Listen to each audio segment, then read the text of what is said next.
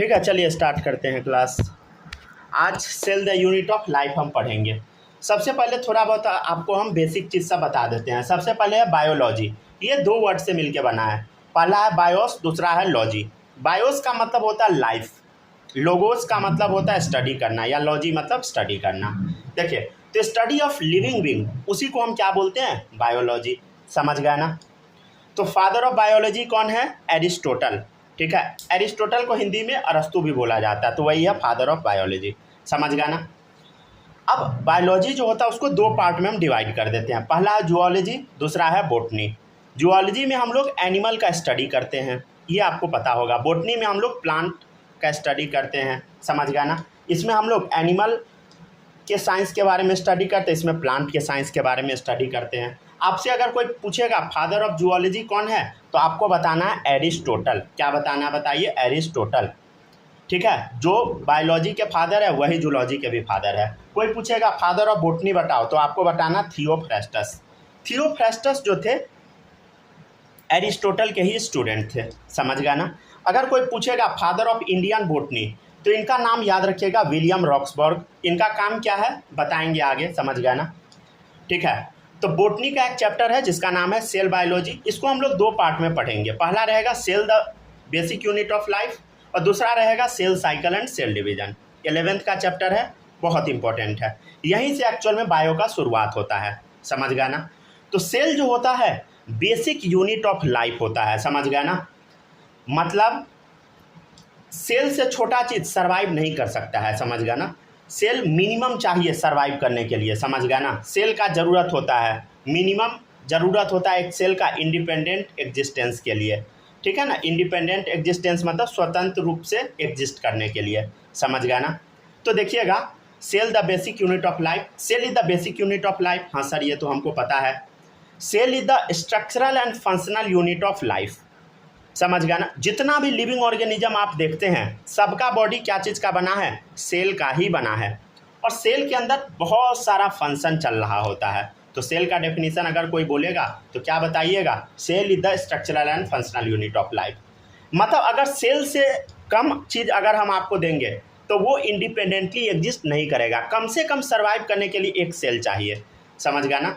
तो anything less than a complete structure of cell, अगर cell के स्ट्रक्चर जो है, अगर उतना भी स्ट्रक्चर नहीं दीजिएगा तो सर्वाइव नहीं कर पाएगा। ठीक है, does not ensure independent living. अगर स्वतंत्र रूप से जीना है तो कम से कम एक सेल का ज़रूरत पड़ेगा। सेल से कम चीज़ सर्वाइव नहीं करता। सेल से कम मतलब सेल के अंदर का ऑर्गेनल्स गायब कर दो, सेल सर्वाइव नहीं करेगा। समझ गया ना। ठीक है ना। और एक्चुअल में सेल के अंदर जो मॉलिक्यूल सब होता है वो ना नॉन लिविंग है। समझ गया ना। जैसे माइटोकॉन्ड्रिया हम बोलेंगे स्वतंत्र रूप से, क्या वो इंडिपेंडेंटली सर्वाइव करेगा ना, न्यूक्लियस करेगा ना, कुछ भी नहीं करेगा, क्लोरोप्लास्ट ना। लेकिन जब सबको हम एक जगह जोड़ देंगे तो लिविंग बन जाता है। तो life is made up of lifeless molecule. समझ गया ना। जो माइटोकॉन्ड्रिया है मॉलिक्यूल का बना हुआ है, जिस एटम का बना हुआ है, तो उसका कोई लाइफ नहीं है। न्यूक्लियस जिस एटम मॉलिक्यूल का बना हुआ है उसका कोई लाइफ नहीं है। लेकिन जब सबको साथ में एक साथ जोड़ दिया जाता है तो उसके पास लाइफ आ जाता है। समझ गया ना। यही तो यूनिक चीज़ है। आदमी अगर सेल को अगर जिंदा कर लेगा तब तो हो गया समझ गया ना। आदमी ही भगवान बन जाएगा। समझ गया ना। अब देखिएगा, तो सबसे पहले क्या होता है, एटम रहता है। एटम का जब क्लस्टर होता है तो उसको हम मॉलिक्यूल बोलते हैं। और जब छोटा छोटा ढेर सारा मॉलिक्यूल को जब हम एक साथ ले आते हैं तो एक बड़ा सा मॉलिक्यूल बनता है, जिसको हम बोलते हैं मैक्रो मॉलिक्यूल, मतलब बिग मॉलिक्यूल। एग्जाम्पल हो गया प्रोटीन। समझ गया ना। प्रोटीन कैसा मॉलिक्यूल है, बड़ा सा मॉलिक्यूल होता है। क्या क्या होता है प्रोटीन में आगे पढ़ाएंगे बायोमॉलिक्यूल्स में। ठीक है ना। और मैक्रो मॉलिक्यूल, बड़ा बड़ा मॉलिक्यूल को जब जोड़ दीजिएगा तो सेल ऑर्गेनल्स बनेगा, जैसे माइटोकॉन्ड्रिया, क्लोरोप्लास्ट, ये सब बन जाएगा। ठीक है ना। अब जब पूरे सेल ऑर्गेनल्स को जोड़ दीजिएगा, जैसे माइटोकॉन्ड्रिया, क्लोरोप्लास्ट, समझ गया, गोल्जी, न्यूक्लियस, सबको जब जोड़ दीजिएगा, समझ गया ना, तब जाके सेल तैयार होगा। और सेल के अंदर ढेर सारा मेटाबॉलिक एक्टिविटी होगा। मेटाबॉलिक मतलब होता है तोड़ फोड़ करना या फॉर्मेशन करना। तो मेटाबॉलिज्म का मतलब क्या होता है, ब्रेक डाउन करना। अगर कोई भी चीज़ तोड़ेगा तो उसको कैटाबॉलिज्म बोलेंगे। अगर कुछ चीज़ बनेगा तो उसको हम एनाबॉलिज्म बोलेंगे। जैसे सेल के अंदर मेटाबॉलिक एक्टिविटी चलेगा, खाना को तोड़ फोड़ के क्या बनाया जाएगा, बोलो एटीपी, एनर्जी बनाया जाएगा, जिससे हम लोग अपने बेसिक फंक्शन को परफॉर्म करेंगे। समझ गया ना, ठीक है ना। एक पहला सेल जो बना था, टिपिकल फर्स्ट सेल, समझ गया ना। मान लीजिए फर्स्ट सेल है, उसका ना एक टिपिकल स्ट्रक्चर था ऑलमोस्ट, समझ गया ना। जो सेल में होना चाहिए उस टाइप का बहुत सारा इसके पास स्ट्रक्चर था। एक टिपिकल सेल और इसमें बहुत ज़्यादा अंतर नहीं है, समझ गया ना। ऑब्वियसली अंतर तो है ही, लेकिन मोटा मोटी चीज़ इसके पास भी था, समझ गया ना। तो फर्स्ट सेल जो बना, साइटोप्लाज्म था पहले, अभी भी है सेल में, प्लाज्मा मेम्ब्रेन था, अभी भी है, जेनेटिक मटेरियल पहले भी था, अभी भी है, समझ गया ना। राइबोसोम भी था, मतलब सब काम हो रहा है, समझ गया ना, सब काम हो रहा है। अब सबका काम समझते हैं ना, साइटोप्लाज्म फ्लूइड है जिसके अंदर हर चीज़ होगा, प्लाज्मा मेम्ब्रेन बाउंड्री बनाएगा, जेनेटिक मटेरियल हर चीज़ कंट्रोल करिए लेगा, समझ गया ना। राइबोसोम प्रोटीन बना ही लेगा। अब क्या चाहिए आपको, समझ गया ना, ठीक है। चलिए अब रीडिंग लगाइए तो एक बार जल्दी से, पहले आधा पेज पढ़िए फिर आधा पेज पढ़िए, ठीक है। नोट्स बाद में अपना बनाना है सबको, ठीक है ना, नोट्स बाद में बनाइएगा। नोट्स का पीडीएफ आपको दे देंगे, बना लीजिएगा, ठीक है ना।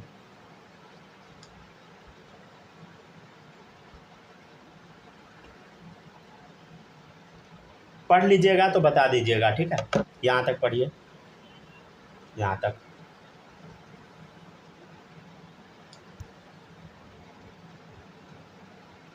सेल का डेफिनेशन तक पढ़ लीजिए। Cell is the structural and functional unit of life तक।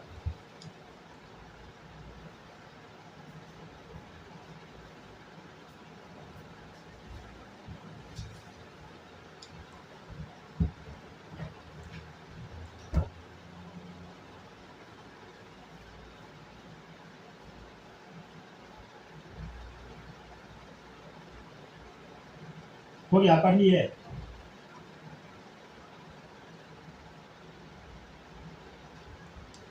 पढ़ लिए, चलिए आगे बढ़ते हैं। पढ़ लिए ना, कुछ छूटा तो नहीं ना।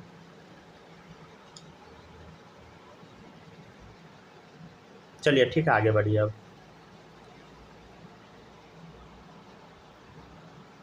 चलिए यहाँ तक कंप्लीट कीजिए बढ़ के। इसका मतलब समझ आया ना, anything less than a complete structure of cell. अगर कोई भी चीज़ सेल के स्ट्रक्चर से थोड़ा भी कम होगा तो वो इंडिपेंडेंटली सर्वाइव नहीं करेगा। सेल के अंदर से अगर हम न्यूक्लियस निकाल देंगे, बताइए क्या सर्वाइव करेगा ना, समझ गया ना। तो कुछ भी अगर निकाल दीजिएगा सर्वाइव नहीं करेगा। मतलब कम से कम एक सेल चाहिए सर्वाइव करने के लिए, ये लिखा है इसका मतलब, समझ गया ना। पढ़ते चलिए।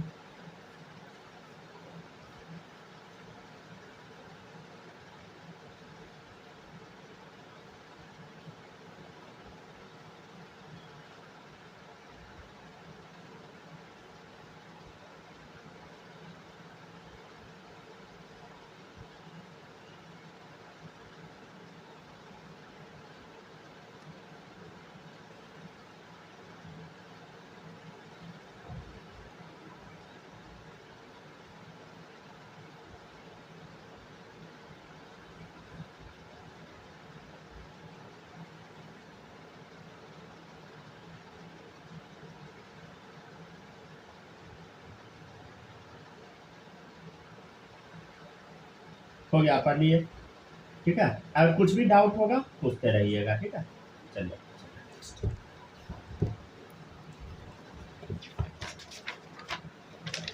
नेक्स्ट है, ऑर्गेनिज्म दो टाइप का होता है, ठीक है ना। पहला है यूनिसेल्यूलर, दूसरा है मल्टीसेल्यूलर। यूनिसेल्यूलर क्या होता है, ऐसा ऑर्गेनिज्म जो सिंगल सेल बस रखता है, कंसिस्ट ऑफ सिंगल सेल, जैसे amoeba, paramecium, bacteria, single cell है। मल्टीसेल्यूलर क्या होता है, जो मेनी सेल्स रखता है, जैसे प्लांट, एनिमल्स, क्या है बताइए, बहुत सारा सेल्स होता है इसके पास। Unicellular organism are capable of, देखिए एक सेल का मान लीजिए कोई ऑर्गेनिज्म है, जैसे बैक्टीरिया है, तो unicellular organism are capable of, वो क्या क्या कर सकता है, इंडिपेंडेंट एग्जिस्टेंस। इंडिपेंडेंट मतलब स्वतंत्र रूप से वो एग्जिस्ट करेगा, इंडिपेंडेंट एग्जिस्टेंस होगा इसका, समझ गया ना। Performing essential activities of life, इसके जीवन में जो भी काम है वो परफॉर्म कर लेगा, जैसे खाना तोड़ के एनर्जी निकाल लेगा, समझ गया ना, वेस्ट को बाहर निकाल देगा। तो ये सारा काम करना चाहिए, समझ गया ना? ठीक है ना? ठीक है, चलिए अब आगे बढ़ते हैं।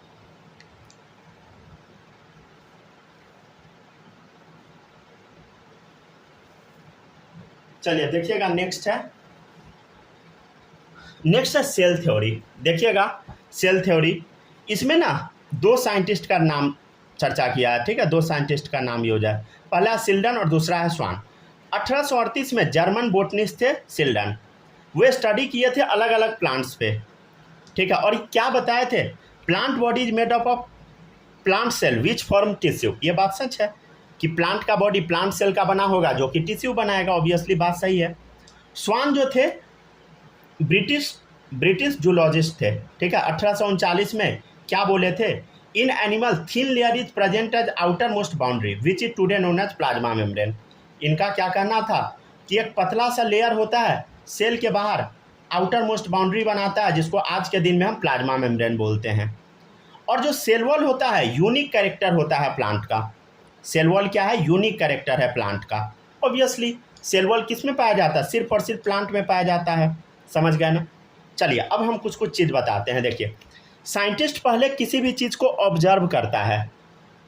ठीक है, कोई भी चीज़ देखा, मान लीजिए कुछ भी देखा, उसको पहले ऑब्जर्व करेगा। ऑब्जर्व करने के बाद कुछ अज्यूम करेगा। उसके बाद अगर जो चीज़ ऑब्जर्व किया, अज्यूम किया, उसको अगर पेपर पे लिख दिया, हाइपोथेसिस हो गया। अगर उसको एक्सपेरिमेंटली प्रूव कर दिया और थ्योरी बन गया, समझ गया? अगर उसका कोई एक्सेप्शन नहीं है, नो एक्सेप्शन, और सारा दुनिया एक्सेप्ट कर लिया, यूनिवर्सली एक्सेप्टेड है, तो लॉ बन जाएगा, समझे? ठीक है, चलिए यहाँ तक पढ़िए तो पहले।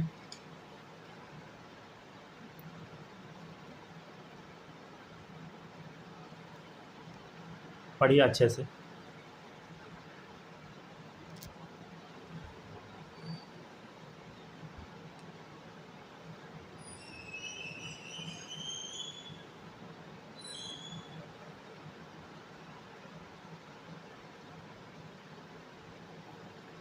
Cell wall is unique character से पहले तक का पूरा पढ़ लीजिए।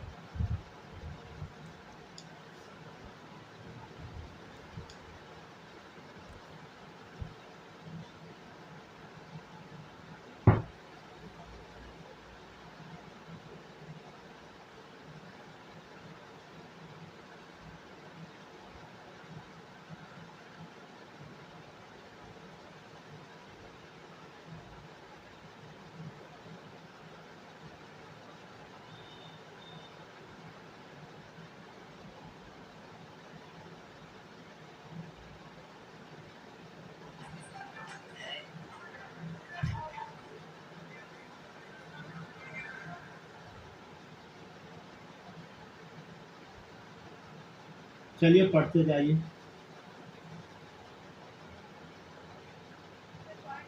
पढ़ लिया ना? कोई दिक्कत तो नहीं है ना? चलिए अब आगे बढ़ते हैं, नेक्स्ट देखिएगा। यहाँ तक पढ़ लिए। अब देखिएगा नेक्स्ट है, ये सारा चीज़ आपको याद रहना चाहिए, समझ गया ना? तो सेल वॉल क्या है बताइए? यूनिक कैरेक्टर है प्लांट्स का। Cell wall is the unique character of plants, समझ गया ना? अब देखिएगा स्वान प्रपोज किए हाइपोथेसिस, क्या वो बताए? समझिएगा, हाइपोथेसिस मतलब वो कोई भी चीज़ ऑब्जर्व किया, अज्यूम किया, पेपर पर लिख दिया, हाइपोथेसिस हो गया। देखिए स्वान प्रपोज किया हाइपोथेसिस, क्या वो बताया? बताइए, bodies of animal and plants are made up of cell and product of cell. जो भी प्लांट का बॉडी है सब या तो सेल का बना, नहीं तो सेल के प्रोडक्ट का बना है। सिल्डन और स्वान फॉर्मुलेट सेल थ्योरी, दोनों साथ में मिलकर सेल थ्योरी दी है, लेकिन वो ये नहीं बता पाए, they did not explain about how new cell are form, कैसे नया सेल बनता है वो नहीं बता पाए, समझे? तो एक साइंटिस्ट आए, वो क्या किए, रुडोल्फ वर्चो इनका नाम था, ये सेल थ्योरी को फाइनल शेप दिया। ये बोले ओमनी सेलुला इज सेलुला, इसका मतलब होता है जितना भी सेल है सब पहले के प्रेजेंट सेल से ही आता है। समझ गया ना। तो all cells arises from pre existing cell, कौन बताया? रुडोल्फ वर्सो, ठीक है ना, या वर्चाउ, जो पढ़ना है पढ़िए, ठीक है। चलिए देखिएगा इधर,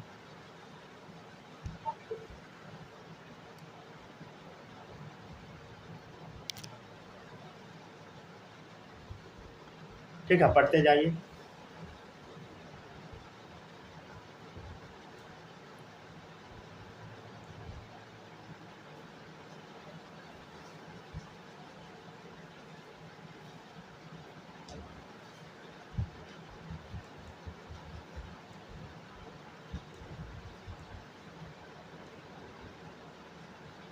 नोट्स आगे का बना के आइएगा, ठीक है ना।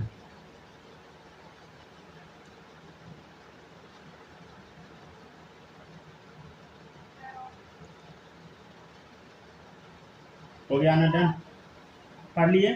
चलिए अब देखिएगा नेक्स्ट, ठीक है, आराम से पढ़ते चलिए, जहाँ पर कुछ भी दिक्कत आए बताइएगा, ठीक है ना। हम पूरा कोशिश करेंगे कि आपका जितना भी डाउट है सबको सॉल्व किया जाए। चलिए देखिएगा नेक्स्ट है,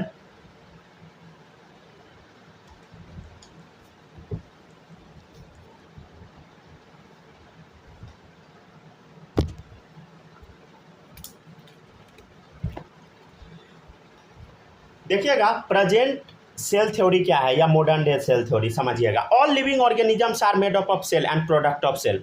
जितना भी लिविंग ऑर्गेनिज्म है सब या तो सेल का बना, नहीं तो सेल के प्रोडक्ट का बना है। All cells arises from pre existing cell, जितना भी सेल है ना सब पहले से प्रेजेंट सेल से ही अराइज करता है, समझे।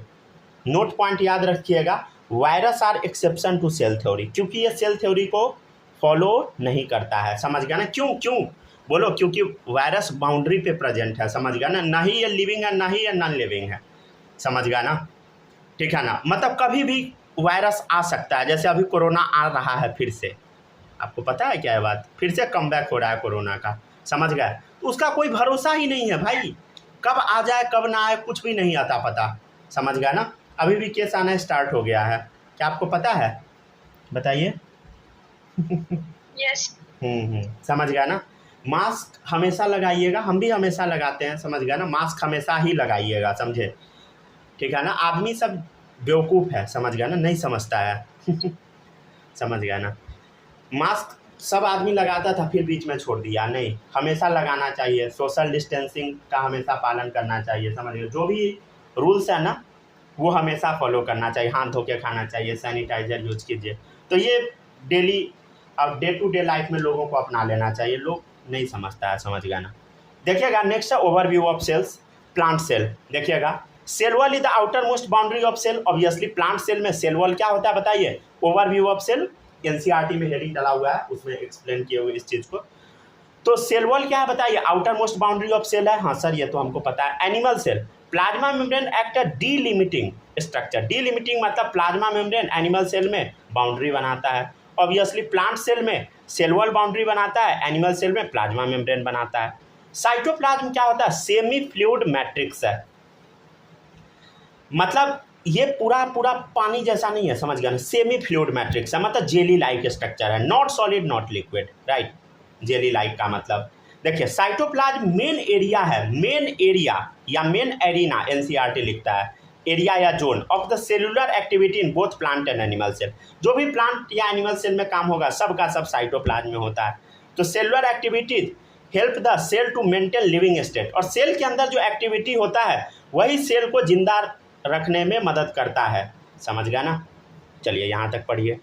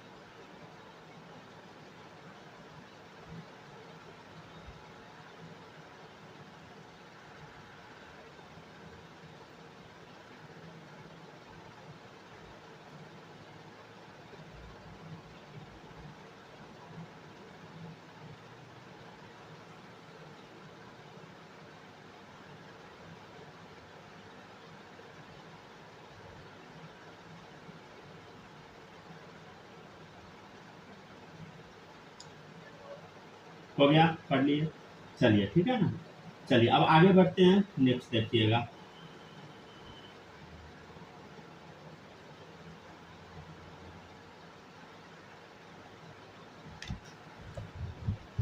अब देखिएगा नेक्स्ट है आपका, देखिएगा ये सब ना आपको थोड़ा बहुत पता होना चाहिए पहले से, तो दिक्कत नहीं होगा, समझ गया ना, क्योंकि लिख के तो हम पढ़ा नहीं रहे हैं, समझ गया ना, लिख के पढ़ाने में बहुत टाइम लगेगा, समझ गया, 1.5 घंटा से कम नहीं लगेगा, इतना ही बस पढ़ाने में। देखिएगा नेक्स्ट है इन यूकैरियोटिक सेल, तो थोड़ा ध्यान से सुनिएगा, ठीक है ना। देखिएगा in eukaryotic cell nucleus is surrounded by nuclear membrane. Obviously eukaryotic cell में क्या होता है बताइए, न्यूक्लियस जो होता है उसमें न्यूक्लियर मेम्ब्रेन होता है, जबकि प्रोकैरियोटिक में नहीं होता है। मतलब कंटेंट न्यूक्लियस में क्या होता है, जेनेटिक मटेरियल पाया जाता है। In prokaryotic cell nucleus is not surrounded by nuclear membrane, hence such nucleus is called a nucleoid या इंसिपिएंट न्यूक्लियस, राइट, समझ गया ना। देखिए अभी के टाइम में क्या हुआ ना, नीट का सिलेबस कुछ भी अब फिक्स नहीं है, समझे, नीट का सिलेबस अब कुछ भी फिक्स नहीं है, कुछ भी अनसंट क्वेश्चन आएगा, समझे। तो टीचर को ना ज़्यादा से ज़्यादा चीज़ अब पढ़ाना पड़ेगा, समझ गया ना। जैसे अब हम लोग को भी बहुत ज़्यादा पढ़ना पड़ेगा, समझ गया ना, हम लोग इवन पढ़ना स्टार्ट भी कर दिए हैं, समझे। मतलब ऐसा नहीं है कि अब नीट का पेपर सीधे एनसीईआरटी का वर्ड टू वर्ड आएगा, समझ गया ना। हो सकता है कि बायो का पेपर भी बहुत हेवी बना दे, समझ गया ना, और ऐसा इस बार बनाया भी है, समझ गया ना, और अगले बार से हो सकता है कि और हार्ड करते जाए पेपर। तो उसके लिए ढेर सारा चीज़ हम लोग को भी पढ़ना पड़ेगा, और आप लोग को तो पढ़ना ही है, समझ गया ना। मतलब इवन टीचर को भी बहुत ज़्यादा पढ़ना पड़ेगा, ये नहीं कि टीचर अब पहले से जो पढ़े हुए हैं वही पढ़ा रहा है, नहीं, वो उससे काम नहीं चलेगा, समझ गया ना। ढेर सारा बुक हम लोग को भी अब पढ़ना पड़ेगा, समझ गया ना। चलिए देखिएगा नेक्स्ट है eukaryotic cell contain membrane bound cell organelles, समझ गया ना। यूकैरियोटिक सेल में क्या होता है बताइए, मेम्ब्रेन बाउंड सेल ऑर्गेनेल्स होता है। जैसे सिंगल मेम्ब्रेन बाउंड क्या होता है, lysosome, ER, Golgi, vacuole, peroxisome. Double membrane bound mitochondria, chloroplast, right, ठीक है ना। अब देखिएगा some cell organelles are non membranous, कुछ कुछ सेल ऑर्गेनेल्स में मेम्ब्रेन नहीं होता है। जैसे इसको ना हम दो पार्ट में डिवाइड कर दिए। पहला देखिए इधर है सेंट्रियोल, सेंट्रियोल में कोई मेम्ब्रेन नहीं होता, ये एनिमल सेल में पाया जाता है और absent in almost all plant cell, समझ गया ना। प्लांट सेल में ये नहीं के बराबर ही होता है, रेयरली किसी किसी में होता है। राइबोसोम जो होता है प्रेजेंट फ्रीली इन साइटोप्लाज्म, ये तो पता है आपको, राइबोसोम साइटोप्लाज्म में प्रेजेंट रहता है, कैसे, फ्रीली। अगर वो इंडोप्लाज्मिक रेटिकुलम के सरफेस पे होता है तो उसको हम रफ इंडोप्लाज्मिक रेटिकुलम बोलते हैं, ठीक है। और राइबोसोम पार्टिकल्स माइटोकॉन्ड्रिया क्लोरोप्लास्ट के अंदर भी रह सकता है, inside the mitochondria and chloroplast, समझ गया ना। चलिए पढ़ते चलिए। अब कोई बच्चा ऐसा नहीं होना चाहिए जिसको अब माइटोकॉन्ड्रिया क्या होता है, क्लोरोप्लास्ट क्या होता है, ये पता ही नहीं होना चाहिए, समझ गया ना। अगर किसी बच्चे को ये सब नहीं पता है तो भाई पढ़ ही क्यों रहे हो भाई, बायो लेना ही नहीं चाहिए, समझ गया ना। ये पता होना चाहिए, समझ गया ना, सबको।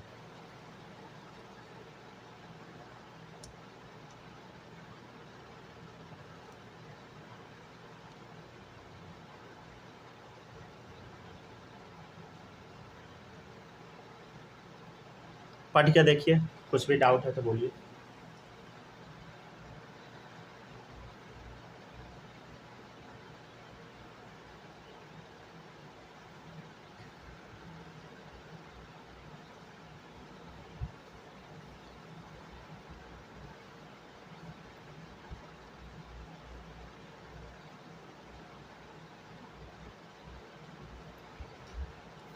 पढ़ते चाहिए, एक एक वर्ड पढ़िए, ठीक है, अच्छे से पढ़िए।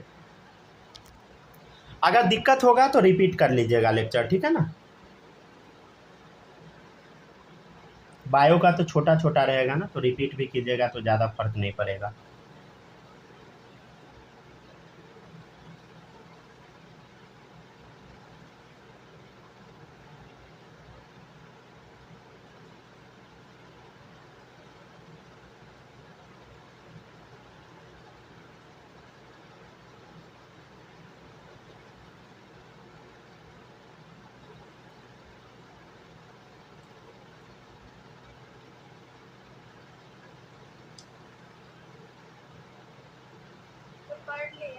पढ़ लिए यहाँ तक।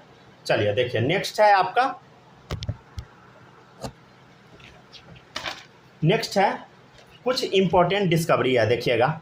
जैसे रॉबर्ट हुक सेल का डिस्कवरी किए, और कैसे सेल का डिस्कवरी किए थे? डेड सेल का। वो क्या था? कॉर्क सेल था। नेक्स्ट था एंटन वन ल्यूवेनहक, ये पहली बार देखे थे और डिस्क्राइब किए थे लिविंग सेल के बारे में, ठीक है ना। रॉबर्ट ब्राउन न्यूक्लियस का डिस्कवरी किए थे, ठीक है। तो यहाँ तक लेक्चर नंबर 1 में हमको पढ़ाना था।